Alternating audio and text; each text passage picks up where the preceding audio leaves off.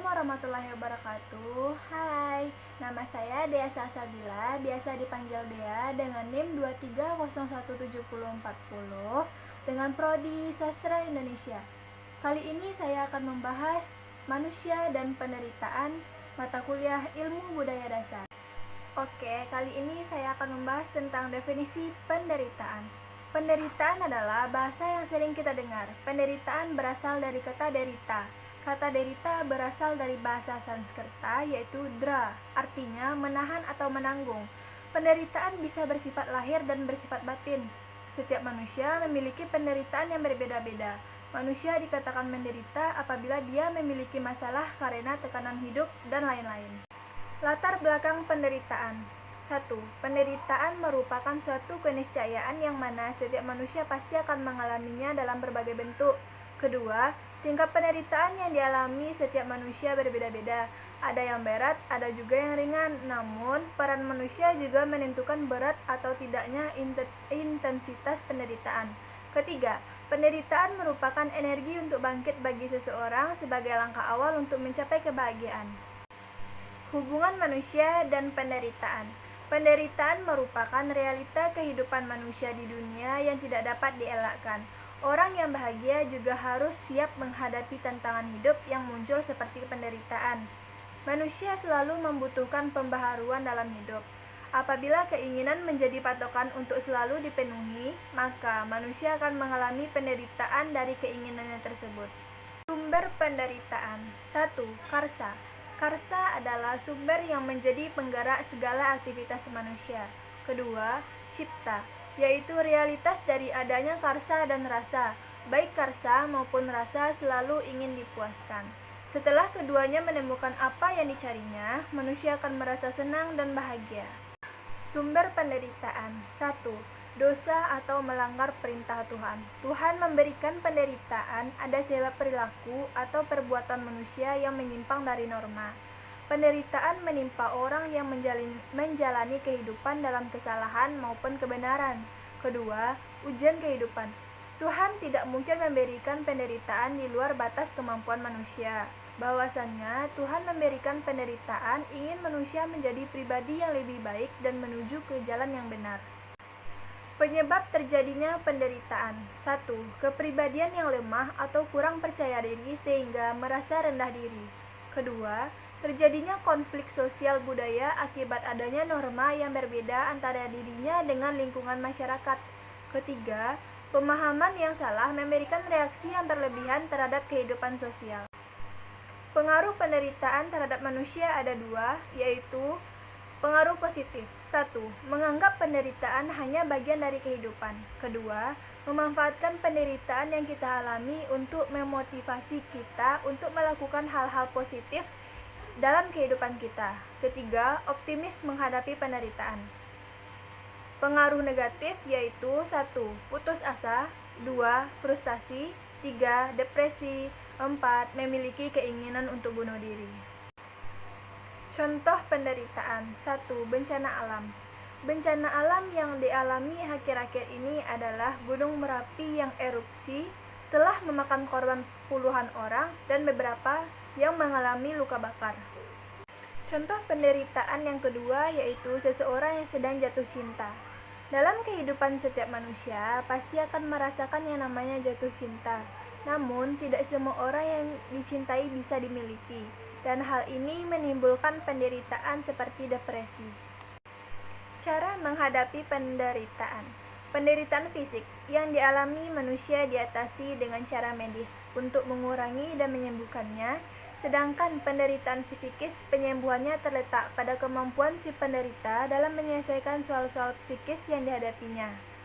Ada juga cara lain dalam menghadapi penderitaan dengan bertaubat kepada Tuhan yang Maha Pengampun, mencari jalan keluar untuk menemukan solusi dari penderitaan yang dialami.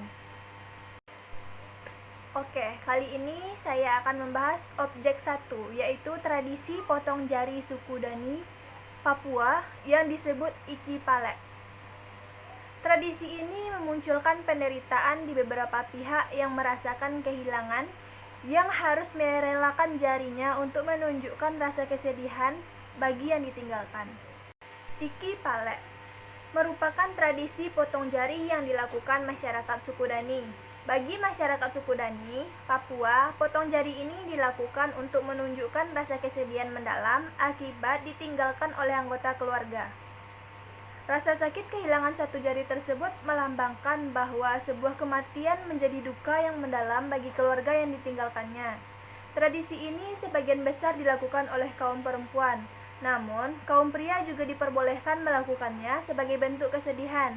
Bagi suku Dani, jari mempunyai arti yang lebih dalam, yaitu simbol harmoni, kesatuan, dan kekuatan dalam diri manusia ataupun sebuah keluarga. Hubungan manusia dan penderitaan dengan kebudayaan Niki Palek. 1. Tradisi potong jari merupakan wujud dari nilai dan norma yang dianut oleh suku Dani. Nilai yang tergandung di dalam tradisi ini yaitu nilai kebersamaan dan kekeluargaan. Kedua, tradisi potong jari juga merupakan salah satu wujud kebudayaan suku Dani untuk mengekspresikan nilai dan norma yang dianut. Ketiga, adat istiadat suku Dani menunjukkan rasa kehilangan seseorang yang mereka cintai serta rasa kekeluargaan yang sangat pekat. Objek kedua yaitu Tabui Pariaman. Upacara tabui atau sering disebut dengan Batabui yaitu pesta tabui merupakan tradisi masyarakat Pariaman di Sumatera Barat. Kata tabui berasal dari bahasa Arab yaitu at-tabut. Tabut sendiri dapat diartikan sebagai peti atau keranda dalam bahasa Arab Ibrani. Sedangkan menurut orang Mesir kuno, tabut dikenal menjadi tempat meletakkan mayat berupa peti terbuat dari batu atau kayu. Di Pariaman, tabut berarti keranda bambu, kayu, atau rotan berhiaskan bunga salapan yang diibaratkan usungan mayat Husain bin Ali. Upacara tabui dilakukan dengan beberapa tahap, seperti upacara membuat daraga, upacara menebang batang pisang, upacara mengarak sorban, upacara tabui naik pangkat, pesta hoyak tabui dan tabui dibuang ke laut. Hubungan manusia dan penderitaan dengan kebudayaan tradisi tabui. 1. Tradisi tabui yang dianut oleh masyarakat Pariaman mengandung nilai perjuangan, keadilan, kebenaran, dan keberanian. Kedua, tradisi tabui ini merupakan salah satu cara bagi masyarakat Pariaman untuk mengekspresikan identitas budaya mereka.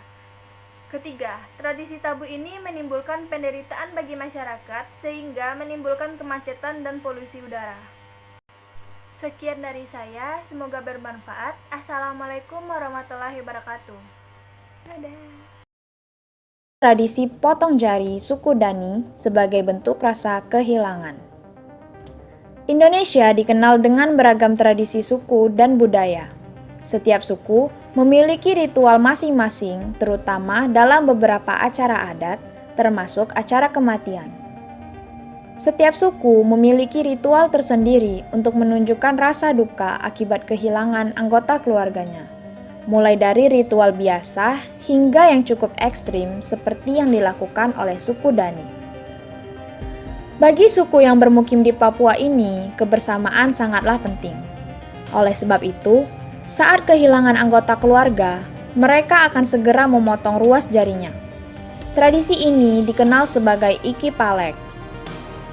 Jari yang dipotong menunjukkan berapa banyak keluarga mereka yang telah meninggal. Meskipun mayoritas wanita yang melakukan tradisi ini, tetapi pria juga ikut melakukannya sebagai bentuk kesedihan. Menurut anggota suku Dani, menangis saja tidaklah cukup untuk melambangkan kesedihan yang dirasakan. Rasa sakit dari memotong jari dianggap mewakili hati dan jiwa yang tercabik-cabik karena kehilangan. Selain itu, alasan mereka memutuskan untuk melakukan tradisi Iki Palek adalah karena jari dianggap sebagai simbol harmoni, persatuan, dan kekuatan. Bagian tubuh tersebut juga menjadi lambang hidup bersama sebagai satu keluarga, satu marga, satu rumah, satu suku, satu nenek moyang, satu bahasa, satu sejarah, dan satu asal. Dalam bahasa Papua, itu disebut dengan Wene Opakima Dapulik Walikarek Make Hasing. Jika digabungkan, Bentuk dan panjang jari memiliki kesatuan dan kekuatan untuk meringankan beban semua pekerjaan. Masing-masing jari bekerja sama sehingga tangan dapat berfungsi dengan sempurna. Jika kehilangan salah satunya, itu berarti kebersamaan dan kekuatan akan berkurang. Biasanya, anggota suku Dani akan menggunakan kapa atau pisau tradisional untuk memotong jarinya. Terkadang, mereka mengikat jari dengan seutas tali selama beberapa waktu sampai aliran darah berhenti. Ketika aliran darah telah berhenti, barulah pemotongan jari dilakukan. Selain bantuan benda tajam, suku Dani juga terbiasa memakai gigi untuk memotong jari. Mereka akan menggigitinya hingga putus. Rasa sakitnya memang tidak bisa dibayangkan. Namun, sebagai tanda kesetiaan, hanya ini yang dapat mereka lakukan.